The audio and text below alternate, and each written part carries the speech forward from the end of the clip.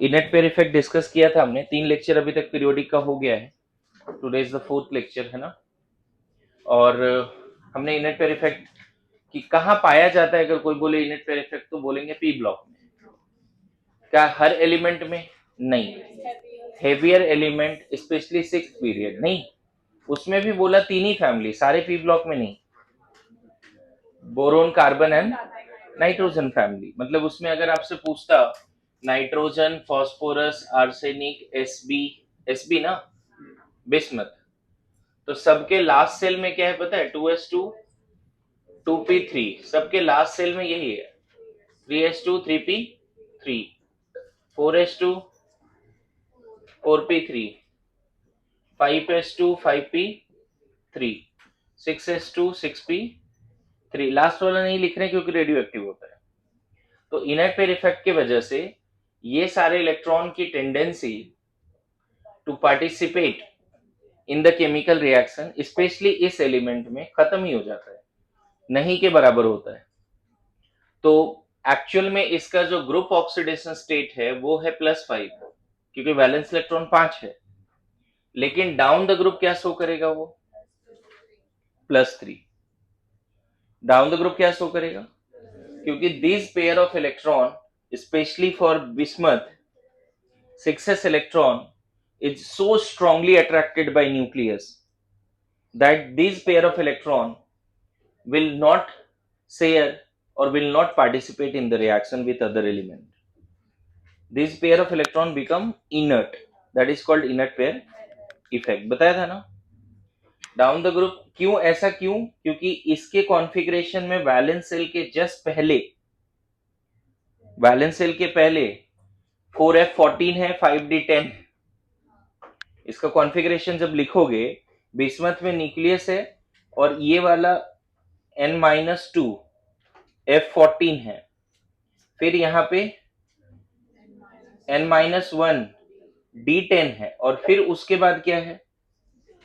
ns मतलब 6s 2 6p3। तो valence shell के जस्ट पहले क्या है? Fully filled D and F दोनों है। वैलेंस सेल के जस्ट पहले fully filled D and F दोनों है। ये दोनों मिला के आज भी सीखोगे, अगर कल नहीं सीख पाए तो आज भी मैं एक्सप्लेन कर दे रहा हूं सीखने के लिए। ये दोनों मिलाकर उतना रिपेल नहीं कर पा रहा वैलेंस इलेक्ट्रॉन को, क्योंकि इसकी सील्डिंग बहुत ही पुअर है, स्क्रीनिंग पुअर है इसकी। कोई पूछे इसके पीछे रीजन भी पूछे कि इसकी पुअर सील्डिंग क्यों है, because of their shape, dumbbell, double dumbbell, leaf like structure. बात समझ रहे हो ना? मान लो एक अम्ब्रेला है, वो बारिश का पानी रोक सकता है, मतलब बारिश के पानी को सील्ड कर सकता है, लेकिन उस अम्ब्रेला में जगह जगह पे अगर छेद हो तो रोक पाएगा क्या? सील कर पाएगा? नहीं कर पाएगा। उसी तरह से ये सारे ऑर्बिटल इस तरह से हैं कि बहुत अच्छा सील्ड ही नहीं कर पा रहा। Getting my point?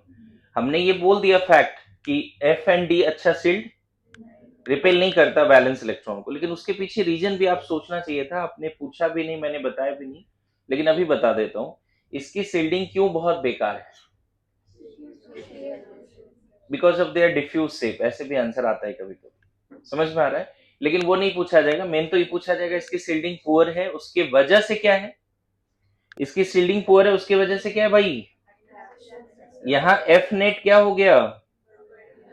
बहुत ज्यादा ना, हाई ना, एफ नेट हाई। और वो भी हाई क्यों? क्योंकि जेड इफेक्टिव हाई है, जेड इफेक्टिव बढ़ रहा है ना भाई। और specially the 6s electron will be highly attracted towards the nucleus. बैठ जा, बैठ जा। अरे आजा भाई, क्लास चल रही है, अलग से इनविटेशन दो क्या? आधे घंटे लेट आ रहा है।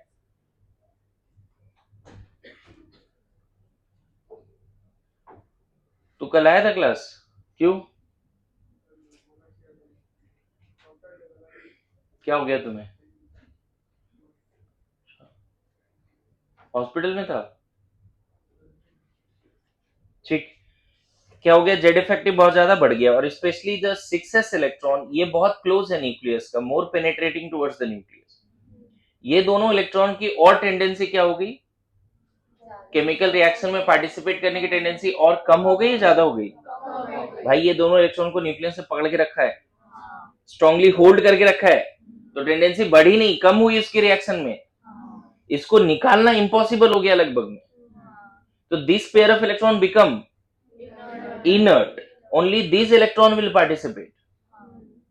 इसीलिए अगर आपसे पूछे एप्लीकेशन में कि बिस्मथ +3 ज्यादा स्टेबल है या बिस्मथ +5, अगर +5 बोलोगे सारे इलेक्ट्रॉन पार्टिसिपेट करा रहे हो, तो बोलेंगे ये ज्यादा स्टेबल है। आया समझ में? कोई बोले स्टेबिलिटी में BiCl3 या BiCl5, तो +3 ऑक्सीडेशन स्टेट वाला ज्यादा स्टेबल होगा। डाउन द ग्रुप स्टेबिलिटी किसकी बढ़ रही है? +3। कैसे समझाए? अब समझ में आ रहा है? भाई प्लीज अच्छे से समझ ले, डाउट हो रहा है तो पूछ ले। नेक्स्ट क्लास में ये नहीं चलेगा कि हाँ सर कुछ नहीं बोल पा रहे, रिवाइज नहीं कर रहे हैं। मैं पागल हूं या 2 घंटे समझाता रहता हूं, एक बार भी रुकता नहीं, और तुम्हारे सामने से आंसर नहीं आता है। लिखो जल्दी। ये +5 कर लेना, सॉरी। ये लेक्चर 4 हेडिंग दो, उस तरह से रिवीजन होनी चाहिए। हर लेक्चर में लेक्चर नंबर जरूर लिखिए, पता चलेगा कि आज 5th है तो 5th लेक्चर दे दो। चलो जल्दी करो। देखिए next periodic property, this is all about the Z effective and shielding effect and all. Z लिखिए, एटॉमिक साइज, फटाफट लिखिए तो। Atomic size, atomic and ionic size दोनों लिख लो। आई गेस थर्ड है ये, है ना? पहला था न्यूक्लियर इफेक्टिव चार्ज, मतलब शिल्डिंग एंड स्क्रीनिंग इफेक्ट। दूसरा था Z effective, nuclear effective charge. उस पे बहुत सारी बातें हो गई। उसी के अंदर में आया ट्रांजिशन कॉन्ट्रैक्शन, लेंथरॉइड कॉन्ट्रैक्शन आया। अरे सुनो, तो थर्ड है एटॉमिक एंड आयनिक साइज। आपको पता है कि मॉडर्न एटॉमिक मॉडल में एटम कैसा होता है? न्यूक्लियस है, बोलो। एटम कैसा होता है जी मॉडर्न एटॉमिक मॉडल के हिसाब से? स्फेरिकल होता है, स्फेरिकल होता है। मुझे बताओ कि न्यूक्लियस से कितने दूर तक जाएं ताकि फिर इलेक्ट्रॉन क्लाउड मिलने की प्रोबेबिलिटी 0 हो जाए? न्यूक्लियस से कितने डिस्टेंस तक जाएं so that the probability of finding the electron cloud become 0? Infinite, यही बोलते हैं ना। अरे कोई भी ग्राफ हमने उधर प्लॉट किया था तो ऐसे चल रहा था ना भाई, कि न्यूक्लियस में 0 है, इंफिनिटी पे 0 है, और यहाँ पे इंफिनिटी पे भी टचिंग टू 0 दिखाते हैं, 0 एक्चुअली होता नहीं है, और बीच में कहीं मैक्सिमा होता है A0 पे।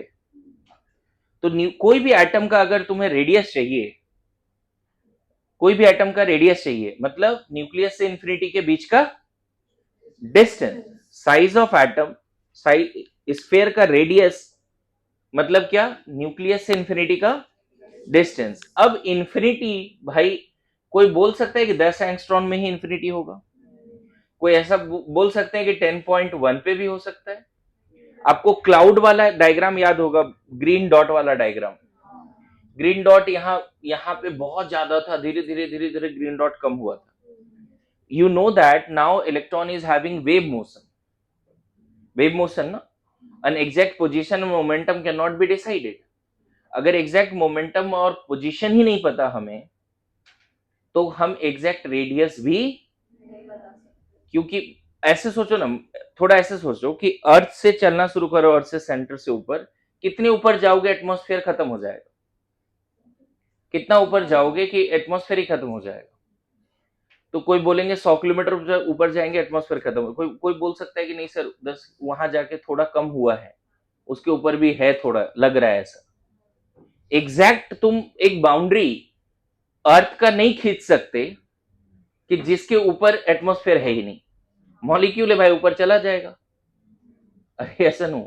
उसी तरह इलेक्ट्रॉन क्लाउड भी एग्जैक्ट बाउंड्री नहीं खींच सकते, मतलब exact atomic size of atom can not be defined because we know that electron is having wave motion as well as particle motion, है ना? लिख लो, exact size of an atom exact size of an atom cannot defined. Exact size of atom cannot defined because electron is having dual nature. Because electron is having dual nature. Exact size of atom cannot be defined.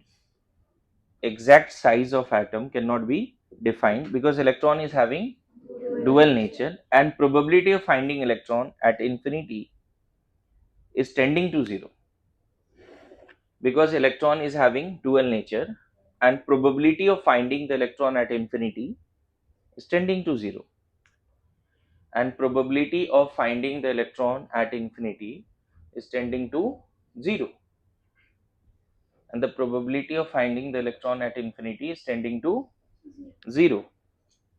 मतलब exact boundary हम नहीं निकाल सकते, yes or no, but approximately we say that atomic size, है ना, लिख लो atomic radius,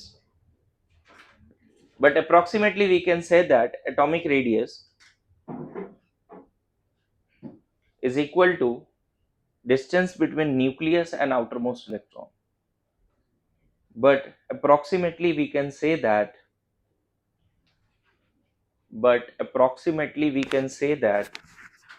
the atomic radius is distance between nucleus and outermost electron. yes or no?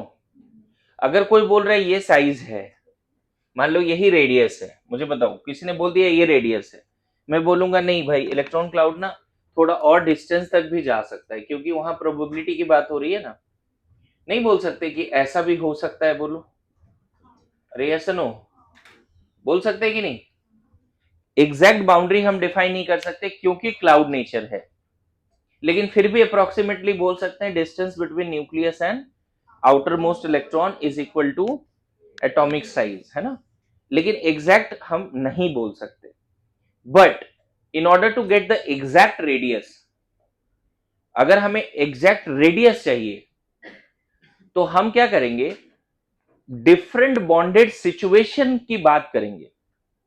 मतलब जब दो एटम जुड़ जाएगा, मान लो ए का क्या रेडियस है, बी का क्या रेडियस है, हमें नहीं पता, इसका कितना साइज है, इसका कितना साइज है, हम एग्जैक्ट तो नहीं बता सकते, अभी बताया, क्योंकि क्लाउड नेचर है भाई. क्या एग्जैक्ट साइज बता सकते हो? नहीं बता सकते. लेकिन डिफरेंट बॉन्डिंग सिचुएशन में क्या फिक्स हो जाती है, मान लो इन दोनों ने बॉन्ड बना लिया, अगर इन दोनों ने बॉन्ड बना लिया तो क्या हो गया, इसका इंटर न्यूक्लियर डिस्टेंस फिक्स हो गया. इंटर न्यूक्लियर डिस्टेंस क्या हो गया, फिक्स हो गया. इंटर न्यूक्लियर डिस्टेंस जब फिक्स हो जाता है तब हम बॉन्ड लेंथ की बात कर सकते हैं, नहीं, और बॉन्ड लेंथ का हाफ ले लेंगे तो अगर ये दोनों आइडेंटिकल एटम है, मान लो ए के बीच में बॉन्ड है, दोनों ए ही है, मान लो ए का एग्जैक्ट साइज हम नहीं पता कर पा रहे थे, लेकिन ए ने जब बॉन्ड बना लिया आपस में ही तो न्यूक्लियर डिस्टेंस क्या हो गई, इंटरन्यूक्लियर डिस्टेंस फिक्स हो गई. तो पता है रेडियस ऑफ ए हम बोल देंगे d/2, लेकिन फिर से इसका नाम क्या देंगे पता है, अगर ये बॉन्ड कोवेलेंट है तो कोवेलेंट रेडियस ऑफ ए बात करेंगे. आया समझ में? अगर ये दोनों मेटल है, मेटालिक क्रिस्टल के अंदर दो एडजेसेंट एटम के बीच का डिस्टेंस, तो हम मेटालिक रेडियस का बात करेंगे. मतलब इन different bonding situation the radius of an atom can be exactly calculated, but depending on the types of bond we have types of atomic radius. समझ में आ रहा है? डिफरेंट एग्जैक्ट आइसोलेटेड एटम का रेडियस आप नहीं निकाल पाओगे, हाइजेनबर्ग बुरा मान जाएगा, exact position can not be. समझ में आ रहा है? क्लाउड नेचर है भाई, क्लाउड कहां तक गया है वो बताना इम्पॉसिबल है, इसीलिए एग्जैक्ट रेडियस आप नहीं बताते. जब भी किसी एटम का आप रेडियस कहीं पे लिखते हो तो एग्जैक्ट रेडियस नहीं होता, वो डिफरेंट बॉन्डिंग सिचुएशन में रेडियस कैलकुलेट करते हैं, metallic radius, covalent radius, ionic radius, van der Waals radius. Clear है? समझ में आ रहा है? लिखो, in different bonding situations, in different bonding situation in different bonding situation,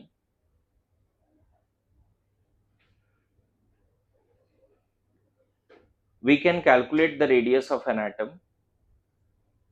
We can calculate the radius of an atom. In different bonding situation, we can calculate the radius of an atom. In different bonding situation, we can calculate the radius of an atom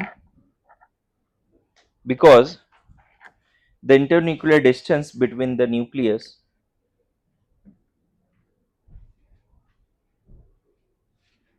because the internuclear distance between the atom between the nucleus sorry because the internuclear distance between the atom internucleus inter internuclear distance between the nucleus is fixed नहीं because the internuclear distance between the nucleus is fixed bracket में लिख लो also known as bond length.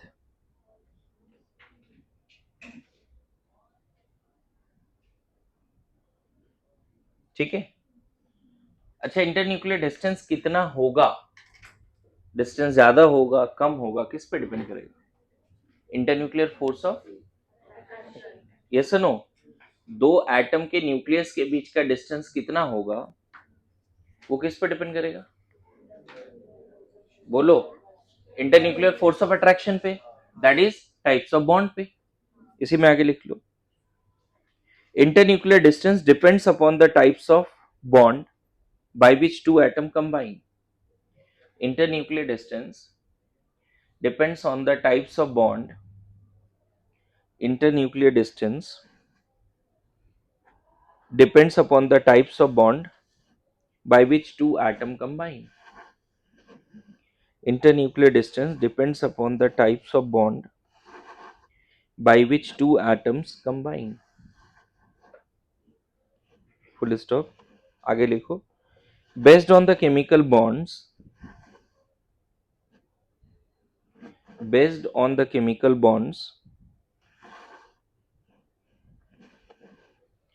atomic radius is divided into four categories. Based on the chemical bonds, atomic radius is divided into four category. पहला लिखो covalent radius. चार category है, चारों एक साथ नहीं बता रहे, कोवलेंट रेडियस पहले बता रहे हैं, चलेगा? है ना? क्या होता है कोवलेंट रेडियस? एग्जैक्ट रेडियस नहीं निकाल सकते एक एटम का, बताओ है कि नहीं? एग्जैक्ट रेडियस तो नहीं निकाल सकते. अब बात करें कोवलेंट रेडियस का, चलेगा? फर्स्ट, अब मान लो ए कोई एटम है और उसका एग्जैक्ट रेडियस हम नहीं निकाल सकते. ए ने किसी और ए के साथ बॉन्ड बना लिया, है ना? तो आपको आगे केमिकल बॉन्डिंग में पता चलेगा कि ये बॉन्ड ओवरलैपिंग ऑफ ऑर्बिटल से बनता है. आपको थोड़ा बहुत तो आइडिया होगा, आप 11th में तो हो नहीं. एसएस ओवरलैपिंग होता है, नहीं एसपी ओवरलैपिंग होता है कि नहीं? ये न्यूक्लियस है देखो. लेकिन जब हम लाइक एटम का बात कर रहे हैं तो दोनों का ऑर्बिटल सेम रखो, एसपी तो मत रखो ये, नहीं, या फिर दोनों पीपी रखो, राइट? बोलो, ओवरलैपिंग का कंसेप्ट क्लियर है ना भाई? है ना? तो ओवरलैपिंग उतना अभी नहीं पता. ये न्यूक्लियस है दोनों का, चलेगा? बीच में दोनों ने एक एक इलेक्ट्रॉन लाया, ओवरलैप करके बॉन्ड बना लिया. ये न्यूक्लियस है दोनों का, एक एक इलेक्ट्रॉन लेके आया. तो हमें नहीं पता कि एसएस ओवरलैपिंग से बना है, या हो सकता है कभी कभी दोनों का हाइब्रिड ऑर्बिटल ओवरलैप करे. अरे यस नो, ए और ए का हाइब्रिड ऑर्बिटल ओवरलैप करे. You know that covalent bond is formed by sharing of electron. Sharing तो हम 10 तक पढ़ते थे, 11 में तो आके हमने पढ़ा कि ओवरलैपिंग, हमने शेयरिंग नहीं पढ़ा.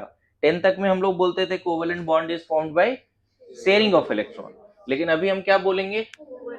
तो मान लो होमोएटॉमिक बॉन्ड है, होमोएटॉमिक बॉन्ड है, तो दोनों के न्यूक्लियस का बीच का डिस्टेंस फिक्स हो गया भाई, यही बॉन्ड लेंथ है. तो covalent radius of A, C for covalent radius of A, covalent is equal to क्या बोल देंगे, d/2। समझ में आया? इन शॉर्ट मैं ऐसा बोल सकता हूं कि कोवेलेंट रेडियस ऑफ ए थोड़ा कम होगा एक्चुअल रेडियस ऑफ ए से, आइसोलेटेड से। कैसे बोल दिया? कैसे भाई? यहां देखो ना, आइसोलेटेड मतलब ये पूरा ना, आइसोलेटेड मतलब ये पूरा, ऑल्दो ये भी डिफाइंड नहीं है। डिफाइंड है क्या? लेकिन हमने ये डिस्टेंस लिया ना, ये डी है, तो d/2 कहां तक जाएगा सोचो, d/2 कहां तक जाएगा भाई? यहां कहीं बीचों बीच तक जाएगा ना। अरे ये है तुम्हारा d/2 और ये है d/2, और ये पूरा क्या है, ये वाला पूरा पार्ट क्या है, रेडियस। तो ये डिस्टेंस थोड़ा कम है ना। तो हमने बोला ये डिस्टेंस तो डिफाइंड ही नहीं है, आइसोलेटेड एटम का रेडियस तो निकाल ही नहीं पाओगे। डिफाइंड कौन सा है? Covalent radius. तो ये डेफिनेशन है कोवेलेंट रेडियस का। समझ में आया? ए ए आपस में बॉन्ड बनाए, ए का कोवेलेंट रेडियस आ गया। बी और बी आपस में बॉन्ड बनाएगा तो बी का कोवेलेंट रेडियस आ जाएगा। मेरी बात आ रही समझ में? लिखो, जल्दी लिखो, इस डायग्राम को बनाओ। आप पेज नंबर 106 में रहो, वहां से देख के लिखना है फटाफट। 3.1 लिखा है, अभी मैं लिखाऊंगा नहीं, डिक्टेट करने का टाइम बचाना है हमें। 105, पेज नंबर 105 मॉड्यूल में लिखा है पहला point, covalent bonds are formed by overlapping of atomic orbit. दिखा? Covalent bonds are formed by 105 मिला जी? मिला कोवेलेंट रेडियस? क्या लिखा है वहां पे? Covalent bonds are formed by inter nuclear distance is minimum in this case, covalent radius is half of the, main definition यही है, covalent radius is the half of internuclear distance between two singly bonded homoatoms. Mind it, homoatomic, होमोएटॉमिक की बात हो रही है, समझ गए? लिख के रखो, एक और फॉर्मूला लिखा दूंगा मैं यहां पे, पहले इसको लिखो। Covalent radius is the half of internuclear distance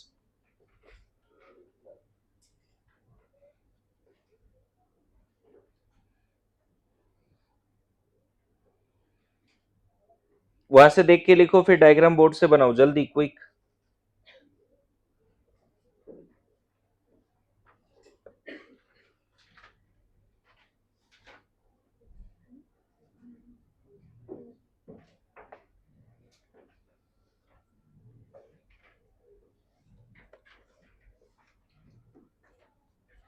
आपको जो नोट्स भेजा है ना, उसमें बहुत कुछ लिखा हुआ है, एक बार नोट जरूर पढ़ते रहना, है ना? उसको लाइटली मत लेना, जो हैंड रिटन नोट्स है उसको पढ़ते रहना एक बार। ड्राइव लिंक में है वो ड्राइव लिंक यहाँ के टैब में भी मिल जाएगा, किसी भी समय 10 मिनट के लिए टैब लिया और उसको सॉल्व कर लिया, मतलब पढ़ लिया बस। क्या है? It is half of the internuclear distance, है ना? सेम एबीसी तीनों लिख लो, फिर डायग्राम बना लो, है ना? और थोड़ा सा फैक्ट क्या लिखोगे, जो एक्चुअल रेडियस है उससे थोड़ा कम होना चाहिए, थोड़ा कम होना चाहिए ना। ये डायग्राम में एक्सप्लेन हो रहा है क्या? Half of the covalent, half of the bond length is this distance, and actual में इस एटम का रेडियस ये है, देखो। Yes no? बोलिए।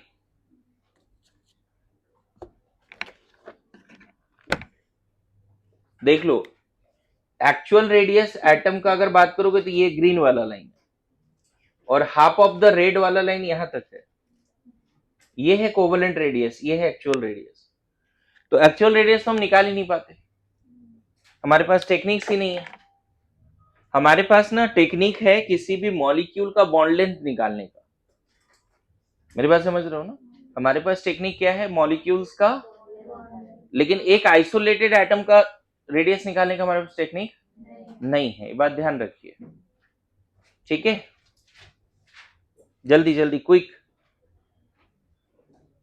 फिर से रिपीट कर रहा हूं, आइसोलेटेड एटम का रेडियस निकालने के लिए हमारे पास कोई टेक्निक ही नहीं, लेकिन जब एटम जुड़ जाता है, बॉन्ड बना लेता है, तो हम बॉन्ड लेंथ निकाल सकते हैं। हमारे पास ऐसे टेक्निक्स हैं जिससे हम बॉन्ड लेंथ निकाल लेते हैं, समझ गए? अब बताओ, सपोज मैं बात कर रहा हूं एच एटम का, एच एटम, तो H एटम क्या आपस में जुड़ता है भाई? H एटम जुड़ता है आपस में, जुड़ता है, HH बॉन्ड बन जाएगा। और HH का बॉन्ड लेंथ अगर मान लो बॉन्ड लेंथ D है, तो कोवेलेंट रेडियस ऑफ H क्या बोल देंगे? D/2। मान लेते हैं इसको R1, चलेगा? अच्छा, Cl एटम है, क्या Cl बॉन्ड बनता है भाई? Cl2 बनता है, Cl जुड़ गया। मैं ओवरलैपिंग नहीं दिखा रहा हूँ कैसा ओवरलैपिंग है, मैं बताऊं अगर अगर अब चाहिए तो HH ओवरलैपिंग 1s से बनता है। आपको पता है H के पास तो 1s ही है, और Cl बॉन्ड 3p ओवरलैपिंग से बनता है। आप वो चेक कर लेना। क्लोरीन क्या होता है बताओ? 1s2 2s2 2p6 3s2 3p5। तो एक ही अनपेड है ना पी में, तो एक 3p अनपेड जो है वो दूसरे 3p अनपेड क्लोरीन के साथ ओवरलैप करेगा, राइट? तो ये डिस्टेंस क्या कहलाएगा भाई? Bond length. बोलो, मान लेते हैं इसको D1 बोल देते हैं, इसको D2 बोल देते हैं, चलेगा? ये डिस्टेंस क्या कहलाएगा भाई? D2, that is. तो मुझे बताओ कोवेलेंट रेडियस ऑफ क्लोरीन क्या बोल देंगे? D2/2 मान लेते हैं, R2 है पक्का? अच्छा, क्या होमो बॉन्ड ही बनता है, हेट्रो बॉन्ड नहीं बनता है? बनता है। तो H और Cl जुड़ सकता है कि नहीं? H एंड Cl अगर जुड़ा तो HCl बॉन्ड बन गया, बन गया ना? ये कैसा ओवरलैपिंग होगा अगर आपको समझना है तो? 1s3p, बोलो 1s3p ओवरलैपिंग होगा। ये बॉन्डिंग में सीखेंगे। तो HCl जब बॉन्ड बन जाता है बच्चे, तो ये डिस्टेंस मान लो D3। HCl बॉन्ड बन जाता है तो क्या बोल देंगे? D3। अब यहाँ पे ध्यान देना, केस 1 है ना, केस 1 अगर मान लो कोवेलेंट रेडियस ऑफ A है ना R1 है, कोवेलेंट रेडियस ऑफ B अगर R2 है, A और B आपस में बॉन्ड बनाता है और ये बॉन्ड नॉन पोलर है। नॉन पोलर है मतलब electronegativity of A approximately electronegativity of क्या है? B। थोड़ा बहुत पोलैरिटी समझते हो? तो इस केस में जो बॉन्ड लेंथ होगा हेट्रो एटम के बीच का, है ना, हेट्रो एटम के बीच का बॉन्ड लेंथ मान लो D3 बोल रहे हैं, तो पता है D3 यहां लिख सकते हैं covalent radius of A plus covalent radius of B, that is R1 plus. अगर बॉन्ड नॉन पोलर है ना, हेट्रो बॉन्ड है और नॉन पोलर है, हेट्रो बॉन्ड है और दो अलग अलग एटम के बीच का बॉन्ड है, इंडिविजुअली ए ने ए के साथ जब बॉन्ड बनाया तब हमने रेडियस निकाला होगा। Good to go. जैसे एच ने एच के साथ बनाया तो रेडियस निकाला, सीएल ने सीएल के साथ बनाया तो रेडियस निकाला। इंडिविजुअली बी ने बी के साथ जब बॉन्ड बनाया होगा कोवेलेंट बॉन्ड, तो उसका डिस्टेंस का half is the covalent radius of B. अब ऐसा देखा गया बच्चे कि ये मान लेते हैं सपोज 7 एंगस्ट्रॉन है और मान लेते हैं ये जो है 13 एंगस्ट्रॉन है सपोज। अगर ए बी जब बॉन्ड बनाएगा और वो नॉन पोलर है, ए बी जब बॉन्ड बनाएगा तो ये तुम्हारा ना आ जाएगा 20 एंगस्ट्रॉन। ये अलग से निकालो एक्सपेरिमेंट करके। ए और ए ने बॉन्ड बनाया तो अलग से बॉन्ड लेंथ निकाल लो, बी और बी ने कोवेलेंट बॉन्ड बनाया अलग से निकाल लो, ए और बी ने साथ में निकाला बॉन्ड बनाया तो इंटरन्यूक्लियर डिस्टेंस अलग से निकल जाएगा। Yes no? और ये इंटरन्यूक्लियर डिस्टेंस इन दोनों का जो इंडिविजुअल कोवेलेंट रेडियस है उसके समेशन के बराबर आता है अगर नॉन पोलर है तो। समझ में आए? लेकिन केस 2 देखो क्या है। केस 2 में ए और बी ने बॉन्ड बनाया सपोज, लेकिन ये बॉन्ड पोलर है। समझ गए? मतलब इलेक्ट्रोनेगेटिविटी मान लेते हैं ए का ज्यादा है बी से। आपको पता है इलेक्ट्रोनेगेटिविटी तो इस पे डेल माइनस इस पे डेल प्लस आएगा, समझते हो इस बात को? तो कोवेलेंट बॉन्ड तो है ही, शेयरिंग तो है ही, but at the same time electrostatic attraction भी है। पोलैरिटी आने से दोनों और एक दूसरे के पास आ गया, दूर नहीं गया, क्योंकि अपोजिट पोल क्रिएट हो रहा है। समझ में आए? यहाँ पे पोल्स नहीं थे तो यहाँ सिर्फ कैसा अट्रैक्शन था, यहाँ कैसा अट्रैक्शन है? Covalent as well as electrostatic ionic attraction poles के बीच में। तो ये दोनों और पास आ गया। अब ये डिस्टेंस ना भाई यहां भी बॉन्ड लेंथ ही है, मान लो ये D4 है, एक्सपेरिमेंट करके देखोगे ना तो D4 ए और बी का जो इंडिविजुअल था उससे कम आएगा। बताओ यहां पे बॉन्ड लेंथ कितना 20 है और इंडिविजुअल समेशन भी कितना है 20। कब? जब नॉन पोलर है। जब हेटेरो एटम सिंगल बॉन्ड बना रहा है और वो बॉन्ड पोलर है तो यहां पे बॉन्ड लेंथ ना हो सकता है कि 19 आएगा, कम आएगा उससे। इंडिविजुअल कोवेलेंट बॉन्ड का रेडियस से इसका समेशन कितना है 20, लेकिन ये और पास आ गया, क्यों? बॉन्ड पोलर है। समझ में आए? तो यहां पे फॉर्मूला क्या दिया गया, पोलर बॉन्ड अगर है तो कोवेलेंट रेडियस ऑफ ए तो रखोगे, कोवेलेंट रेडियस बी भी रखोगे, है ना, -0.09 mod of electronegativity of A minus electronegativity of B, ऐसा रखा जाता है, एक फॉर्मूला है ना। मैं क्या समझाया, समझ में आया? हेटेरो एटम का बॉन्ड लेंथ आप निकाल सकते हो, है ना। यहां पे एक्स और एक्स बी क्या है, electronegativity of A and x से जो वैल्यू है वो है इलेक्ट्रोनेगेटिविटी ए का। फिर से रिपीट करें, यहां पे हमने क्या बोल दिया, अगर नॉन पोलर है तो हेटेरो एटम का bond length covalent radius of A and B के बराबर आ जाएगा। लेकिन अगर हेटेरो है, बॉन्ड हेटेरो एटॉमिक है और पोलर है, तब यहां बॉन्ड लेंथ थोड़ा कम आएगा with respect to sum of covalent radius of individual atoms. अभी भी sum of covalent radius individual atom का कितना है 20, लेकिन ये डिस्टेंस आ कितना रहा है, तो 19 इक्वल टू 20 तो लिख नहीं सकते, तो यहां पे कुछ सब्ट्रैक्ट, ये 19 है ना भाई, ये कितना है, ये दोनों मिला के कितना है, तो कुछ तो सब्ट्रैक्ट करना पड़ेगा ना हमें, जबकि यहां नहीं करने की जरूरत पड़ा क्योंकि ये भी 20 आ रहा है, समेशन भी। तो बॉन्ड अगर पोलर हो जाए तो थोड़ा चीजें बदल जाती है, ध्यान रखिएगा। जैसे यहां पर ही बताओ क्या लगता है, एच का बॉन्ड लेंथ मान लेते हैं 5 एंगस्ट्रॉन है, एच का रेडियस, और Cl का रेडियस मान लेते हैं 7 एंगस्ट्रॉन है सपोज। बताओ HCl का बॉन्ड लेंथ क्या 12 एंगस्ट्रॉन होगा या कम होगा? पक्का? अगर इंडिविजुअल H का बॉन्ड लेंथ 5 एंगस्ट्रॉन है, Cl का bond length covalent radius, not bond length, H का कोवेलेंट रेडियस 5 है और Cl का कोवेलेंट रेडियस 7 है इंडिविजुअली, तो मुझे बताओ HCl का बॉन्ड लेंथ क्या 12 होना चाहिए? क्यों नहीं? क्योंकि H की इलेक्ट्रोनेगेटिविटी पता है कितनी होती है 2.1, आगे पढ़ेंगे, और Cl की इलेक्ट्रोनेगेटिविटी होती है 3। बॉन्ड लेंथ, बॉन्ड पोलर है, तो पता है ये डिस्टेंस ना 12 से कम आएगा, हो सकता है 11 आएगा। आया समझ में?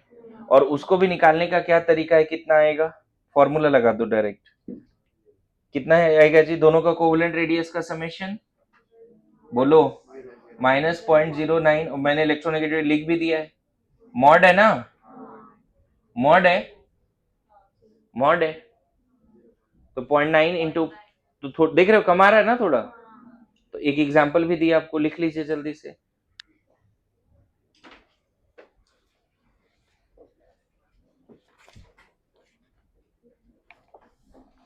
नेक्स्ट पेज में एक दो एक्सप्लेनेशन है, ऑल्दो इतने तो नहीं बताया है, लेकिन ठीक है, नेक्स्ट पेज भी देख लो एक बार। 106 मेटालिक रेडियस, क्या केस 1 केस 2 समझ में आ गया? बॉन्ड अगर पोलर है तो डेफिनेटली इंडिविजुअल एटम का कोवेलेंट रेडियस से कम होगा bond distance between hetero atom, और नॉन पोलर है तो दोनों एटम का कोवेलेंट रेडियस का समेशन और हेटेरो एटम का बॉन्ड लेंथ बराबर होगा, राइट। आगे बढ़े, नेक्स्ट इज मेटालिक रेडियस। क्या होता है मेटालिक रेडियस?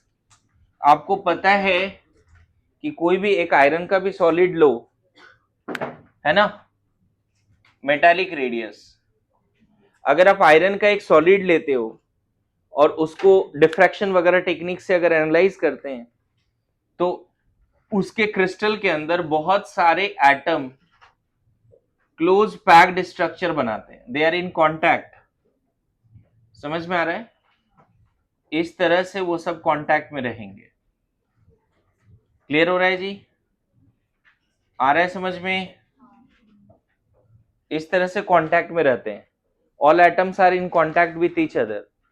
वहां पे कोई इस तरह का ओवरलैपिंग का कंसेप्ट नहीं है, समझ गए ना? ऐसा नहीं बोलेंगे ओवरलैपिंग का कंसेप्ट है, बट एक इंपॉर्टेंट बात यहाँ पे समझना कि आखिर इस तरह का अट्रैक्शन हो कैसे रहा है ना? What is the reason behind?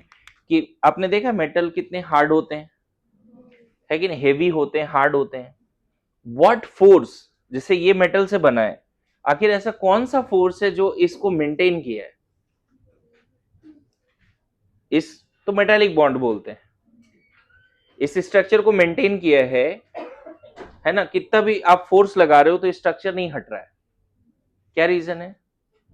All atoms, एक छोटे से टुकड़े में भी, एक एकदम टाइनीएस्ट पार्ट में इसका बिलियंस ऑफ मेटल एटम है, and they are having strong metallic bond. Strong metallic bond. Metallic bond का कंसेप्ट थोड़ा यहाँ पे समझना कि ये तुम्हारा सबका न्यूक्लियस है, राइट? सब एटम के न्यूक्लियस ने अपने इलेक्ट्रॉन को तो होल्ड करके रखा ही है, बोलिए। All atom, all the electrons, इस एटम का जितना इलेक्ट्रॉन है उसको किसने होल्ड करके रखा है? ये बीच वाले एटम का जितना भी इलेक्ट्रॉन है उसको किसने होल्ड करके रखा है? समझ में आ रहा है? बोलो। होल्ड करके रखा है। सबके पास ऐसा इलेक्ट्रॉन है जी? सबके पास जो ब्लू वाला इलेक्ट्रॉन है, और उसको किसने होल्ड करके रखा है? उसके खुद के न्यूक्लियस ने। अरे ये सुनो, लेकिन दो एटम फिर साथ कैसे है? What is the reason behind कि वो दोनों साथ में है? तो वी कैन से दैट कि इसके न्यूक्लियस ने अपने इलेक्ट्रॉन को तो होल्ड किया ही है, they have attracted the valence electron of all the touching atoms. नहीं समझे? बीच वाला ये जो एटम है उसने अपने इलेक्ट्रॉन को तो होल्ड करके रखा ही है, लेकिन अपने नियर बाय में जितने भी एटम उसको टच कर रहा है, इनफैक्ट टच उसी वजह से कर रहा है क्योंकि इसने नियर बाय एटम के वैलेंस इलेक्ट्रॉन को भी अट्रैक्ट किया है। मतलब कहीं ना कहीं रीजन अभी भी इलेक्ट्रोस्टैटिक है, लेकिन चूंकि ये मेटालिक क्रिस्टल इसलिए नाम क्या बोलते हैं? मेरी बात आ रही समझ में क्या बोल रहा हूं? इस एटम ने नियर बाय में जितने भी एटम हैं उसके वैलेंस इलेक्ट्रॉन को भी अट्रैक्ट कर रहा है। तो बताओ ये सब इसको छोड़ के जा पाएगा क्या? इसको छोड़ के। और सेम सबके साथ है, सब साथ में, हम सब साथ साथ है। अरे समझा? सब, this is called metallic bonding, very strong bond.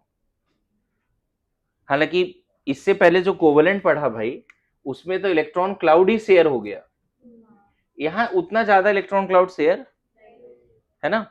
इसके भी बहुत एडवांस थ्योरी मॉडर्न फिजिक्स में पढ़ते हैं हम लोग, वैलेंस बैंड, कंडक्शन बैंड, एक मेटालिक क्रिस्टल में क्या क्या होता है। समझ में आ रहा है ना? मेटल एटम न्यूक्लियस और इनर इलेक्ट्रॉन को बोले तो उसको कर्नेल बोलते हैं, कर्नेल, है ना? वैलेंस इलेक्ट्रॉन को छोड़ दो, न्यूक्लियस और इनर इलेक्ट्रॉन मतलब कैटायंस को कर्नेल बोलते हैं। समझ में आया? मिला? बुक मिला?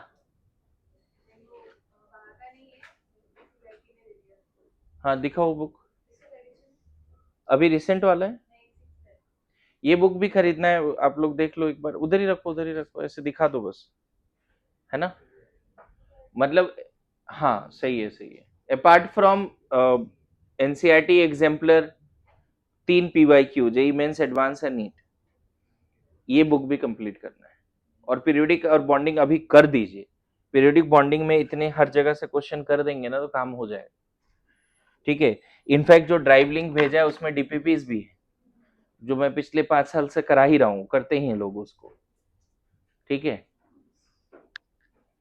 तो मेटालिक रेडियस क्या है बता दूं? दो कंजिक्यूटिव एटम, यहां पे लेयर 1 है भाई और यहां पे लेयर 2 है, बोलो इसका डिस्टेंस निकाल लो। समझ गए? क्लियर है? मेटालिक क्रिस्टल में दो कंजिक्यूटिव लेयर के बीच के डिस्टेंस निकाल लो, या फिर मेटालिक क्रिस्टल के अंदर जो ये डिस्टेंस है वही क्या है? मेटालिक क्रिस्टल के अंदर जो ये डिस्टेंस है, वही क्या है, मेटालिक रेडियस है ना। तो डेफिनेशन आप मॉड्यूल से देख के लिख लीजिए। एक्चुअली मैं यहां पे बोलना चाह रहा हूं, ये डिस्टेंस एक्सपेरिमेंटली निकलता है। बहुत पहले एक इक्वेशन था ब्रैक्स इक्वेशन, जो भी हट गया सिलेबस से। एक मेटालिक क्रिस्टल के अंदर एक्सरे वगैरह या कोई इलेक्ट्रोमैग्नेटिक वेव को डाला जाता है, उससे जो लाइट रिफ्लेक्ट होता है उसके बेसिस पे दो लेयर के बीच का डिस्टेंस भी निकलता है। साइंस इतना आगे है। मेरी बात आ रही समझ में? ब्रैक्स इक्वेशन करके था बहुत पहले, तो अभी वो हट गया है। कोई नहीं, आप एक बार वहां से देखिए। हाफ ऑफ द 3 पॉइंट लिखा है, लिख लो बस, उससे ज्यादा मत लिखो। Half of the internuclear distance between two adjacent atoms in crystalline lattice structure. ये जो स्ट्रक्चर है इसी को हम बोलते हैं crystalline lattice structure.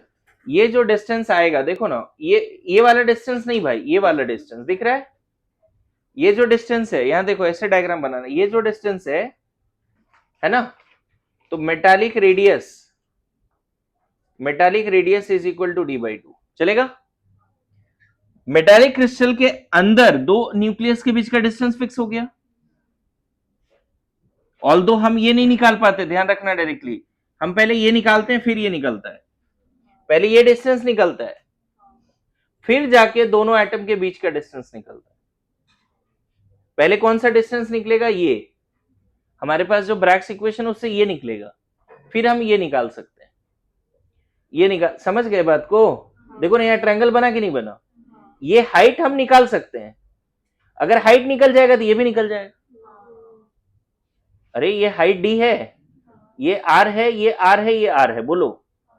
Right angle triangle है, तो ये डिस्टेंस नहीं निकल जाएगा क्या? तो ये जो डिस्टेंस है यहाँ पे d1, ये डिस्टेंस है, ये r है, ये 2r है। दिख रहा है कौन सा ट्रायंगल बना? ABC। हम क्या निकाल पाते हैं एक्सपेरिमेंटली? ये डिस्टेंस हमें पता ही क्या है, r।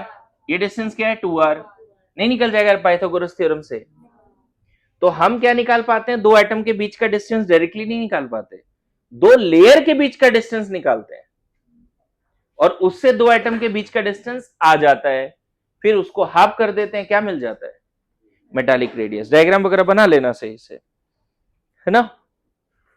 और यहां पे देखो कंपैरिजन है, सेम एटम, एक थ्योरेटिक हाइपोथेटिकल क्वेश्चन है कि सेम एटम अगर मेटालिक बॉन्ड भी बना रहा है और कोवेलेंट बॉन्ड भी बना रहा है, तो कौन सा रेडियस ज्यादा होगा भाई? पक्का? श्योर ना? क्योंकि अगर कोवेलेंट बनाएगा तो शेयरिंग भी होगी, ओवरलैपिंग होगी तो शेयरिंग होगी, है ना। और अगर मेटालिक बना रहा है तो शेयरिंग नहीं होगी। सेम ए जो है, ए आपस में कोवेलेंट बॉन्ड बना रहा है, तो कैसा हो जाएगा? ऐसा हो जाएगा, शेयरिंग हो जाएगी। और ए जो है मेटालिक बॉन्ड भी बना रहा है, तो इस तरह से क्रिस्टल के अंदर टच में रहेगा। अब बताओ, ये डिस्टेंस अगर d1 बोलते हैं, ये डिस्टेंस d2 बोलते हैं, कौन सा डिस्टेंस ज्यादा है भाई? पक्का d2 ज्यादा है d1 से। अब दोनों तरफ 2 से डिवाइड कर दो, d2 ज्यादा है d1 से, तो d2/2 एंड d1/2 में d2/2 ज्यादा होगा। और d2/2 ही तो क्या है भाई? Metallic radius. एंड d1/2 क्या है? Covalent radius. आया समझ में? हाइपोथेटिकल क्वेश्चन है, मेटालिक रेडियस ज्यादा होता है कोवेलेंट फॉर सेम एटम। अगर ए ने कोवेलेंट बॉन्ड बनाया तो मेटालिक कोवेलेंट रेडियस आएगा d1/2। ए ने मेटालिक बॉन्ड बनाया तो मेटालिक रेडियस, मेटालिक बॉन्ड आएगा d2। d2/2 will be the metallic radius, d1/2 will be the covalent radius. आ जाएगा आंसर। अभी आ रहा है समझ में? मेटालिक क्रिस्टल कैसे हो रहा है, लिखो।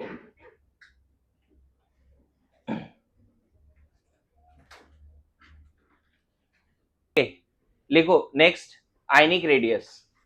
ये डायग्राम सब बनाने थे, कुछ नहीं छोड़ना था, है ना। जल्दी, ionic radius, quick quick quick.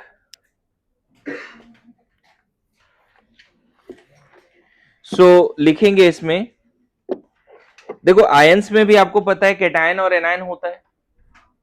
Ionic radius में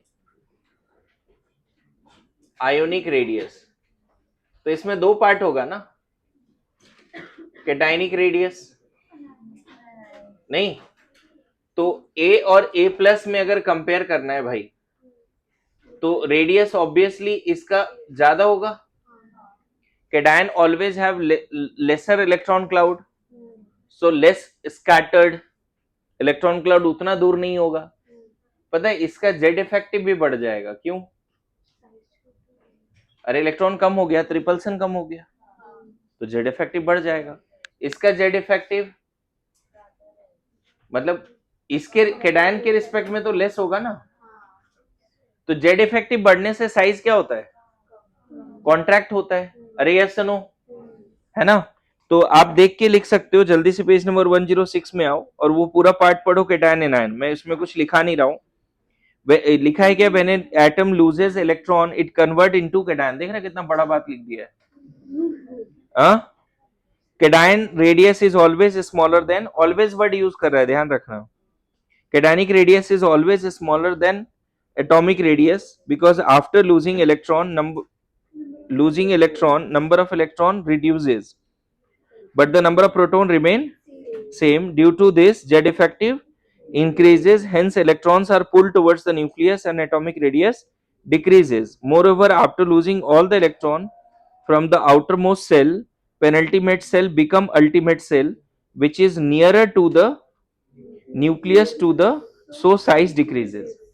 समझ में आया? मान लो एक पूरा वैलेंस सेल ही खत्म हो गया. जैसे मान लो सोडियम का बात करो. सोडियम में क्या होता है बच्चे? 1s2 2s2 2p6 3s1 होता है. और Na प्लस का बात करो तो इसका एक सेल ही खत्म हो गया ना भाई. तो ऑब्वियसली इसका साइज में तीन, इसके साइज में क्या था बताओ? फर्स्ट सेल था, सेकंड सेल है ना, ये न्यूक्लियस है, फर्स्ट सेल है, थर्ड सेल था. और इसके साइज में क्या होगा? दो ही सेल होगा. बैलेंस सेल पूरा लूज हो गया तो नंबर ऑफ सेल ही कम हो गया, तो साइज तो और कम हो जाएगा. यस या नो? पूरी बात जल्दी लिखिए. जो एग्जांपल्स है वहां पे वो सारे एक बार मैं एनायनिक भी पढ़ देता हूं. When a neutral atom gains electron it converts into anion. फिर से नया बात लिखा उसने, है ना. Anionic radius is always greater than. Same atom का बात कर रहा है, समझ गए? मतलब अगर मैं बात करूं बी एंड बी माइनस का, तो साइज किसका ज्यादा होगा? क्यों? क्योंकि इसका जेड इफेक्टिव कम हुआ ना. जेड इफेक्टिव कम हुआ या बढ़ गया? इलेक्ट्रॉन बढ़ा तो शिल्डिंग बढ़ा, है ना. और इसका जेड इफेक्टिव क्या है? ज्यादा है. समझ में आया? रीजन के साथ लिख लो, पूरा पैराग्राफ जल्दी लिख लो, यानी तो जगह छोड़ो, अभी बाद में लिखना है, इसको पढ़ के बाद में लिख लेना. हो गया यहां तक? एक बार पढ़ लो, पहले पढ़ लो, फिर मैं क्वेश्चंस करा देता हूं जल्दी से. Anionic radius is greater than atomic radius because because in an anion electron are more than proton and inter-electronic repulsion increases, which also increases screening effect, so the Z effective decreases, so distance between electron and nucleus also increases, size increases. समझ में आ गया? ठीक है. अब इसमें कोई बहुत बड़ी बात नहीं है. अगर साइज का क्वेश्चन पूछ दिया कि Fe+2 Fe+3, तो ऑब्वियसली जितना ज्यादा प्लस आता रहेगा साइज उतना कम होगा. इन शॉर्ट साइज के लिए ऐसे ध्यान रखना, ए का साइज और जो ए माइनस है बढ़ जाएगा, A-2 है और बढ़ जाएगा, A-3 है और बढ़ जाएगा, है ना. ए प्लस कम है, A+2 और कम है, A+3 और कम है. ऐसे साइज में ये बात ध्यान में रखिए. सबसे छोटा साइज मतलब ट्राइवैलेंट कैटायन सबसे छोटा होगा, और सबसे बड़ा साइज ट्राइवैलेंट एनायन. अरे ऐसा नो, है ना. ऐसा क्वेश्चन पूछा जाता है कभी कभी. ऑक्सीजन O-O-2 साइज इधर चलेगा, राइट? पक्का? साइज पूछा जाता है एल्युमिनियम +2 एल्युमिनियम +3. समझ में आ रहा है? More positive lesser size, more negative bigger size. बोलो, है ना. H- H+, भाई H+ तो प्रोटोन ही है सिर्फ, इलेक्ट्रॉन तो है ही नहीं. H+ मतलब सिर्फ न्यूक्लियस. H प्लस मतलब किसका साइज? न्यूक्लियस, प्रोटॉन का साइज, तो और कम होगा। आ रहा है समझ में? फटाफट वो दोनों पैराग्राफ तो पूरा लिखना ही है नोट्स में जो मॉड्यूल में है, लेकिन साथ साथ में ये 2-3 क्वेश्चन। इसमें एक और पार्ट है, इसको हटा सकता हूँ क्या? मैं चाहता हूँ ये लिखो जरूर कॉपी में। 2p6, हाँ सही है, ठीक है, लिखो, जल्दी जल्दी लिखो। में एक क्वेश्चन पूछा जाता है, लिख लो, आइसो इलेक्ट्रॉनिक स्पीसीज है ना, size of silence iso electronic species. बहुत सिंपल है, कुछ ऐसा बात नहीं है। तो आइसो इलेक्ट्रॉनिक का मतलब होता है same number of total electron, not valence electron, same number of total electron, है ना। जैसे Al+3 और Mg+2, सोडियम प्लस, है ना, F-O-2, N-3, C-4, ऐसा सबका Z लिखो, एटॉमिक नंबर 13, 12, 11, 9, 8, 7, 6, लेकिन सबके पास इलेक्ट्रॉन्स लिखोगे तो 10 ही आएगा। आप निकाल के चेक कर लेना, सबके पास इलेक्ट्रॉन कितने आएंगे?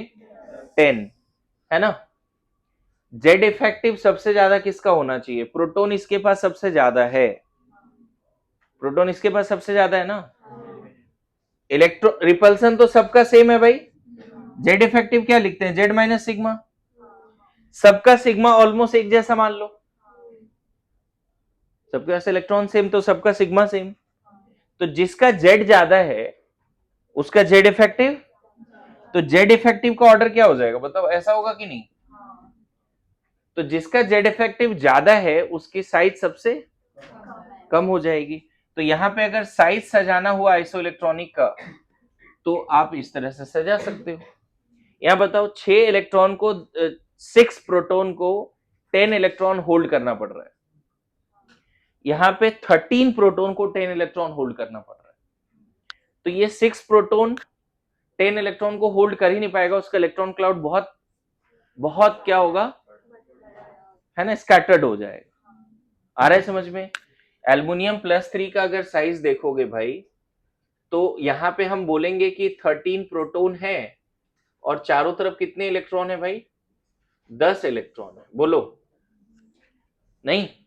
तो ये होल्ड करके रख पाएगा अच्छे से क्योंकि प्रोटॉन ज्यादा है। लेकिन वही अगर C-4 का बात करेंगे, बोलेंगे 6 प्रोटॉन है और उसके चारों तरफ कितने इलेक्ट्रॉन है?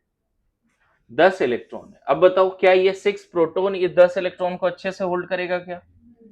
तो इसलिए उसका साइज सबसे, आइसो इलेक्ट्रॉनिक में आप क्या बोलोगे? More negative, more bigger size, more positive, lesser size. Isoelectronic में लाइन रट लो, more positive lesser size, more negative, है ना, मोर नेगेटिव लार्जर साइज, है ना। जैसे इसमें आइसो इलेक्ट्रॉनिक में ये भी लिख सकते हो P-3 S-2 Cl-, है ना, पोटासियम कैल्शियम+2 पोटासियम+1, है ना। बताइए, चलो इतना ही रहने दो, पहले स्कैंडियम+3 भी कर लेते हैं, क्या लगता है साइज? हाँ चलेगा ना, क्लियर है? More positive lesser size, more negative larger size, याद रहेगा जी? बोलिए, है ना। ये पीरियड 2 का मैंने लिखा कुछ, है ना। पीरियड 3 में जैसे गैलियम आता है, गैलियम जर्मेनियम फिर Sn ना, गैलियम जर्मेनियम फिर उधर क्या आता है? आर्सेनिक, है ना। तो S-3 ले लो, Ag-2 ले लो, है ना, B-1 ले लो, क्या होगा साइज? सब आइसो इलेक्ट्रॉनिक है भाई, क्या है ये सारे आइसो इलेक्ट्रॉनिक। आइसो इलेक्ट्रॉनिक में मोर negative bigger size, more positive smaller size, याद रखेंगे? बोलिए जल्दी लिख लो।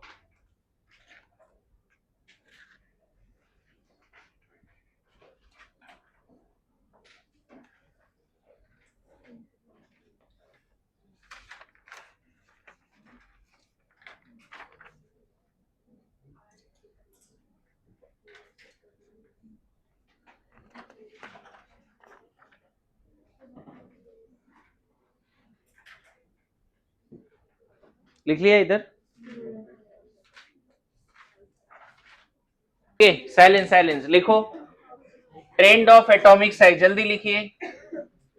Trend of atomic size already हमने बता दिया आपको ट्रेंड ऑफ एटॉमिक साइज, लेकिन फाइनल लिखा देता हूं। ट्रेंड ऑफ एटॉमिक साइज क्या है भाई? डाउन द ग्रुप बढ़ता है घटता है? डाउन द ग्रुप इंक्रीजेस ना, एंड अलोंग द पीरियड आपको पता है इधर साइज कम होता जाता है, यस नो, और इधर साइज बढ़ता जाता है ना भाई down the group, yes no. Reason क्या? इधर हमने क्या देखा? Radius is proportional to 1/z effective, याद है? क्योंकि n तो कांस्टेंट होता है और आर नॉट भी कांस्टेंट है। आपको पता है along the period z effective क्या होता है भाई? बढ़ता है, इसीलिए रेडियस ऑफ एटम क्या होगा? कम होगा। डाउन द ग्रुप आपने रेडियस किस पे प्रोपोर्शनल देखा था? n स्क्वायर पे, क्योंकि z effective down the group क्या है? कांस्टेंट है। n बढ़ता है, नए नए इससे ऑर्बिट ऐड होते हैं, इसीलिए रेडियस भी बढ़ेगा, इसमें तो कोई डाउट नहीं है। अलोंग द पीरियड आपने देखा था कि एफ नेट भी बढ़ता है, नहीं? एफ नेट अट्रैक्टिव क्या होता है अलोंग द पीरियड? मतलब force of electron between valence electron nucleus बढ़ता है। At down the group F net attractive क्या होता है भाई? कम होता है ना। जेड इफेक्टिव कांस्टेंट है, लेकिन डिस्टेंस तो बढ़ रहा है ना वैलेंस सेल और न्यूक्लियस के बीच में, तो फोर्स ऑफ अट्रैक्शन कम होगा, इसलिए साइज। तो जनरल ट्रेंड ये है। अब बात करते हैं ग्रुप 1 में साइज का ऑर्डर। तो ग्रुप 1 में लिथियम सबसे छोटा, सोडियम, पोटेशियम, एक्सेप्शन ही नहीं है भाई।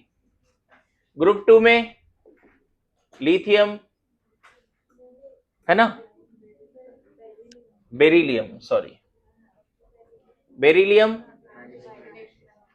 मैग्नीशियम, नहीं ऐसे है, बोलिए। ये साइज का ट्रेंड है। ग्रुप 13 में आपने देखा था कि boron, aluminium, gallium, indium, thallium, I guess ये 88 था, वो 143, 135, 167, 170, याद है? कल लिखा था डेटा। यहां एक इरेगुलरिटीज है, ट्रांजिशन कॉन्ट्रैक्शन, ये ऑलमोस्ट बराबर है, नियरली सेम लेंथनाइट कॉन्ट्रैक्शन। तो बोरोन फैमिली में साइज का ट्रेंड क्या होगा? 13 ग्रुप में actual trend boron, gallium, aluminium, indium थे। एक एक्सेप्शन तो आ गया ना भाई, डाउन द ग्रुप बढ़ रहा था carbon family, sorry group 1 group 2 down the group क्या हो रहा था? बढ़ रहा था, लेकिन यहाँ पे बोरोन फैमिली में। तो होमवर्क क्या है भाई? यहाँ पे कर लेंगे। होमवर्क क्या है, समझ में आ रहा है सबको? बोलिए। आप एग्जैक्ट डेटा निकालोगे एनसीईआरटी से, जैसे मैंने यहाँ डेटा लिखा है, आप हर फैमिली का डेटा निकालो और साइज कंपेयर करो, देखो क्या कोई और फैमिली में डाउन द ग्रुप एक्सेप्शन है, नहीं है तो ओके, है तो उसको नोट करो। ऐसा नहीं कि सिर्फ बोरोन फैमिली याद होना चाहिए, पता चला कार्बन फैमिली में भी कुछ है ऐसा, तो आपको ध्यान में रखना चाहिए, ठीक है? बोलिए, है ना? थोड़ा बहुत साइज का ट्रेंड समझ में आ रहा है? पक्का सबको? नाउ इसमें थोड़ा सा फोर्थ वाला पार्ट लिख लो, van der Waals radius. Van der Waals radius metallic आयनिक हो गया ना, वेंडरवाल नहीं पढ़ाया था अभी, वो बता देता हूं 2-4 क्वेश्चन के बाद, क्योंकि अभी पीरियड वाइज करेंगे तो उसमें वेंडरवाल रेडियस का जरूरत है। बताता हूं क्या है वेंडरवाल रेडियस। देखो, अगर एक कंटेनर में सिर्फ मान लो आर्गन है, एक कंटेनर में आर्गन गैस है, एक कंटेनर में आर्गन गैस है, इसको कूल डाउन करो सच दैट गैस को सॉलिडिफाई कर दो। गैस को क्या किया तुमने? सॉलिडिफाई कर दिया, आर्गन गैस को सॉलिडिफाई कर दिया। तो बताओ, दो आर्गन सॉलिड, दो एटम आर्गन का जो सॉलिड स्टेट में है, क्या उसके बीच में कोई बॉन्ड है? सॉलिड स्टेट में है वो, लेकिन ना ही उसके बीच में मेटालिक बॉन्ड है, ना ही कोवेलेंट है, ना ही आयोनिक है क्या? अगर इनर्ट गैस को कूल करके सॉलिड बना दिया तो क्या उसके बीच में बॉन्ड बन गया? बट फिर भी वो साथ में है. What is the reason? What is the force responsible that these are together? मेरी बात आ रही समझ में? तो दो एटम जो एक दूसरे के कांटेक्ट में है या स्लाइटली कांटेक्ट में है because of the van der Waal force of attraction in solid state, उस केस में डिस्टेंस निकालो, इंटरन्यूक्लियर डिस्टेंस, और इसका रेडियस जो लोगे है ना, उसका मतलब उस डिस्टेंस का half will be the van der Waal radius. उस डिस्टेंस का half will be the two atom which are in actually they are not forming any bond, या two species not forming any bond, bond नहीं बना रहा है वो, लेकिन फिर भी तुम जब उसको कूल डाउन करते हो, सॉलिडिफाई करते हो, तो एक दूसरे के कांटेक्ट में आ जाता है, slightly in touch. What force responsible over there? एक तो है कि टेम्परेचर बहुत कम कर दिया, तो उसकी जो थर्मल एनर्जी वो खत्म ही हो गई, वो तुरंत कूल डाउन हो गया, सेटल डाउन हो गया. इस रूम में भी जितना एटमॉस्फेयर में गैस है, अगर हम टेम्परेचर सडनली बहुत कम कर दें, -30, -40, -100 डिग्री सी इस रूम का टेम्परेचर कर दें, इनफैक्ट अगर -273 डिग्री सी कर देंगे तो इस रूम का पूरा एटमॉस्फेयर कोलैप्स कर जाएगा. इवन अर्थ का ही टेम्परेचर एटमॉस्फेयर कोलैप्स कर जाएगा, पूरा एटमॉस्फेरिक गैस जमीन पे तड़पता हुआ दिखेगा, एटमॉस्फेयर ही खत्म, सॉलिडिफाई हो जाएगा. That is absolute zero, -273 degree C, that is 0 kelvin. खैर कोई नहीं. तो when you have solidified the inert gas, now gas molecules are in contact and the force responsible over there is van der Waals force. Two atoms which are in contact because of the van der Waals force, slightly in contact, internuclear distance का half is the van der Waals radius. याद रहेगा सबको? बोलिए. Period wise अभी मुझे करना था, लेकिन van der Waals रेडियस के बाद ही कर पाएंगे. कभी कभी ऐसा होता है, यहां ध्यान देना, मान लो ए और बी है, ए बी बॉन्ड है, ये कोई गैस है जैसे HCl, या वाटर मॉलिक्यूल बन गया. देखो वाटर मॉलिक्यूल H2O होता है, ये बन गया, तो सब मॉलिक्यूल साथ में क्यों है? यहाँ पे सारे वाटर मॉलिक्यूल साथ में क्यों है? दो मॉलिक्यूल के बीच में बॉन्ड तो नहीं बना. बॉन्ड किसके बीच में बना? ये बॉन्ड बना ना, लेकिन फिर भी इस तरह के मॉलिक्यूल साथ में क्यों है? Because of H bond, secondary force. अरे yes no, because of H bond, secondary force. And अगर सेकेंडरी फोर्स बहुत स्ट्रांग होता है तो वो सॉलिड हो जाता है. That's why all ionic compounds are solid state, ऐसा बोला जाता है. वाटर लिक्विड क्यों है? Because of secondary force, that is H bond. Water liquid क्यों है? तो मान लो ए और बी, यहां पे बहुत सारे ए बी हैं, और यहां दो मॉलिक्यूल के बीच में कैसा फोर्स है? Van der Waals type. कैसा फोर्स है भाई? Van der Waals type. अब इसको जब कूल डाउन करोगे तो क्या होगा? ये आपस में कैसा बॉन्ड है भाई? दो मॉलिक्यूल के बीच में नहीं, दो एटम के बीच में कैसा बॉन्ड है? कोवेलेंट. और आपस में कैसा बॉन्ड है? दो मॉलिक्यूल के बीच में कैसा बॉन्ड है? Van der Waals.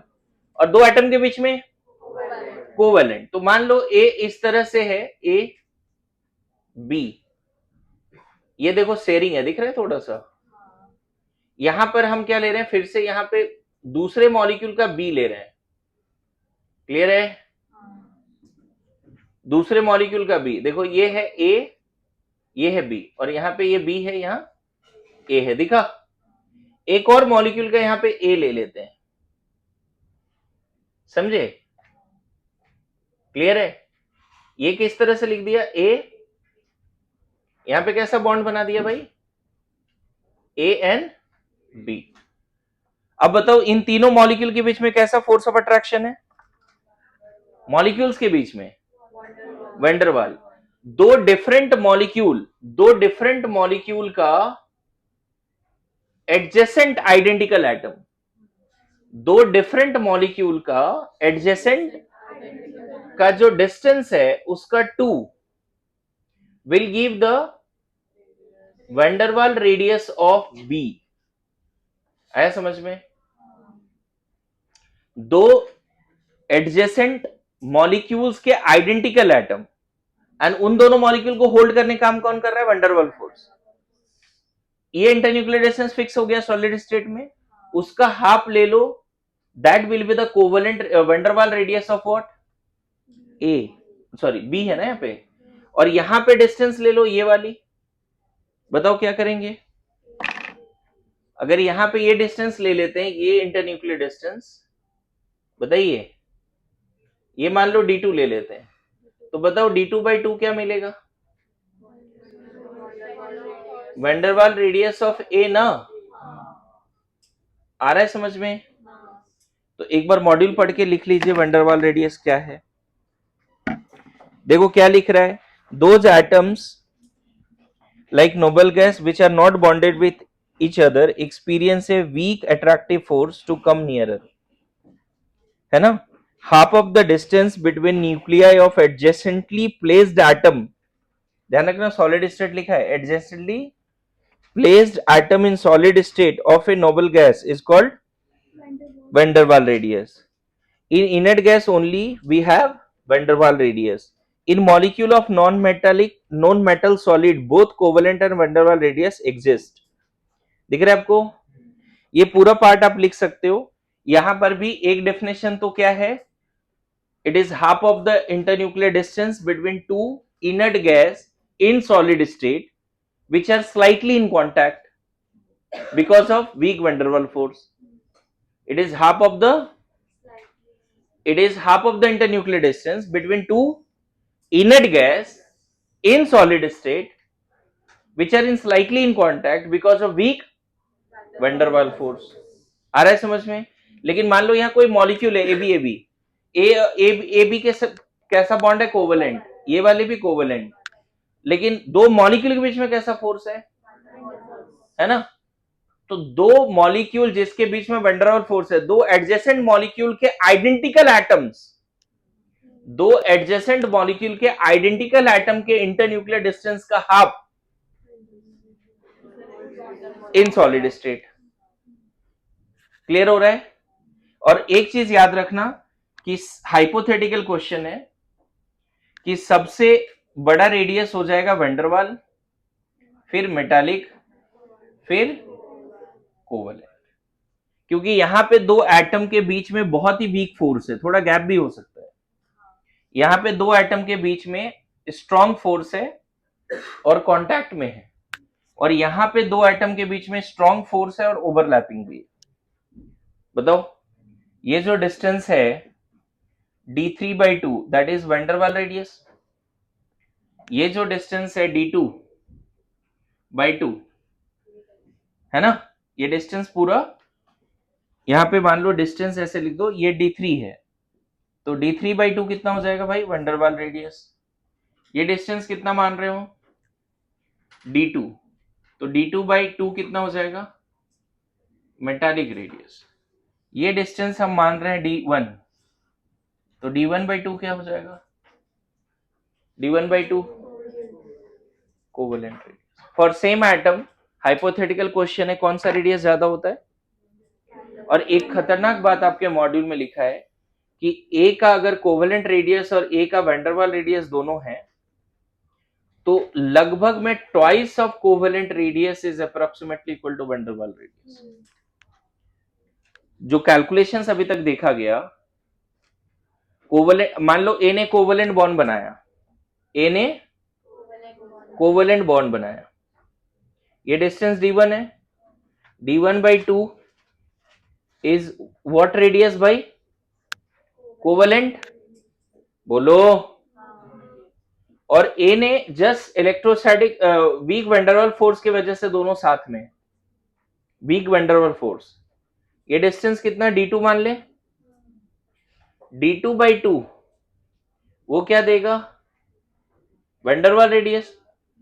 अगर कोवेलेंट रेडियस ए का 10 आ रहा है तो वैन डेर वाल रेडियस 20 आएगा, ऐसा बोला गया। आया समझ में? ए और ए बी में प्राइमरी फोर्स है, ए और ए में कैसा फोर्स है? प्राइमरी, जबकि यहां ए और ए में कैसा फोर्स है? कोई बॉन्ड नहीं बना, इंटर एटॉमिक, यहां इंटर मॉलिकुलर। आ रहा है समझ में? क्या मतलब दो अलग अलग तरह का फोर्स को कंपेयर कर रहे हैं हम लोग, हालांकि हाइपोथेटिकल बातें, इसको लिख के रख लो। वंडरवाल रेडियस समझ में आ गया। For inert gas what radius, we can not talk about inert gas के लिए हम ये नहीं बोल सकते कि कोवेलेंट रेडियस या मेटालिक रेडियस है। इनर्ट गैस के लिए कैसा रेडियस की बात करते हैं, van der waal. And van der waal radius hypothetically अगर सेम एटम का कोवेलेंट भी है और वंडरवाल भी है तो कोवेलेंट रेडियस बहुत छोटा है, हाफ है ऑलमोस्ट वंडरवाल रेडियस का। पूरा पॉइंट पढ़ लिया जी, पेज नंबर 107। बोलो, देखो 107 के बाद शील्डिंग स्क्रीनिंग लिखा है जो मैंने पहले ही समझा दिया था आपको, राइट?